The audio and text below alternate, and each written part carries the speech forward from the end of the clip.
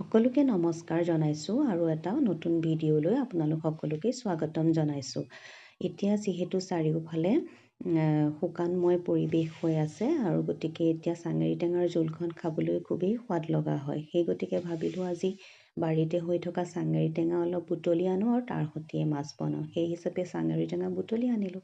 আনি ধুই পখালি লৈ অকণমান পানী দি পেলাই সিজাই ল'লোঁ। সিজাই ৰসটো চেকি ল'লোঁ আৰু দুটা আলু বইল কৰি ল'লোঁ।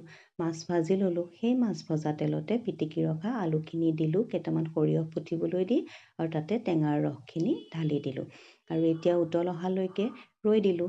যেতিয়া তৰকাৰীখন উতলি আহিল তাতে ভাজি ৰখা মাছ কেইপিচ দি দিলোঁ আৰু ভালদৰে উতলিবলৈ দিলোঁ, যাতে মাছৰ ৰসখিনি ভালদৰে ওলাই তৰকাৰীখন খাবলৈ সোৱাদ লগা হয়।